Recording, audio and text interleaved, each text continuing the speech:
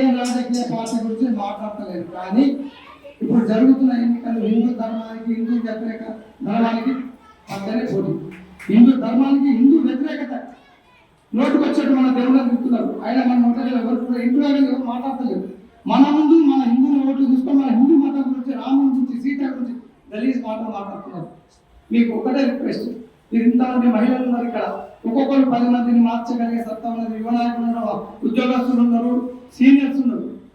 ఇప్పుడు మీరు చేసే పని ఒకటేనమ్మా, మనం మంచిగా ఉండాలన్నా, మన ఆస్తి పాస్తులు ఉండాలన్నా, మన పిల్లలు సఖ్యతగా ఉండాలన్నా, మన ధర్మం ఉండాలన్నా, మనం మంచిగా ఉండాలన్నా, మనకు ఒకటే ఒక రూట్లు వేరే. మన కుటానికి కత్తులు పట్టలేదు, ఏం చేయలేము. మనం చేయగలిగింది ఒకటే, పదునైంది ఓటు హక్కు ఉంది మనకు. ఆ ఓటు హక్కుని మన ధర్మం గురించి మంచిగా మాట్లాడే వాళ్ళ గురించి, మన ధర్మాన్ని నిలబెట్టే వాళ్ళ గురించి, మన హిందూ ధర్మాన్ని గౌరవించే వాళ్ళ గురించి, మన ఆస్తిపాస్తులను కాపాడే వాళ్ళ గురించి, మన దేశ భవిష్యత్తు గురించి, దేశ రక్షణ గురించి ఎవరైతే పాటుపడుతున్నారో ఆ వ్యక్తికి ఓటు వేయండి. మనం ఇవాళ నిన్న ఎలక్షన్లలో మనం మనకు నచ్చిన చేసుకున్నాం.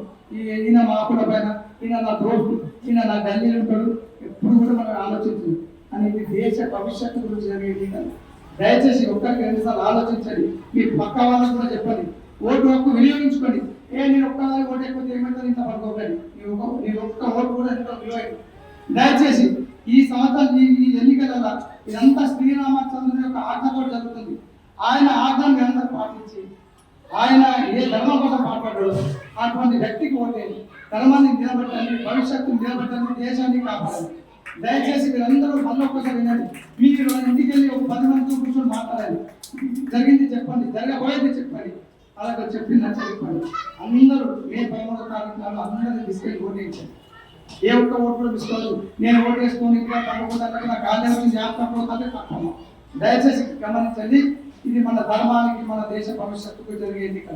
మన చేతులు మనకు అంతా ఏది పొడుచుకుందామా, లేదా దేశ భవిష్యత్తు ఏది పెట్టి ఓటేద్దామా? మీరు నిర్ణయించుకోండి, మీరు కూర్చొని మాట్లాడుకోండి. దయచేసి ధర్మాన్ని గెలిపించండి, హిందూ ధర్మాన్ని గెలిపించండి. ఓం నమస్తే.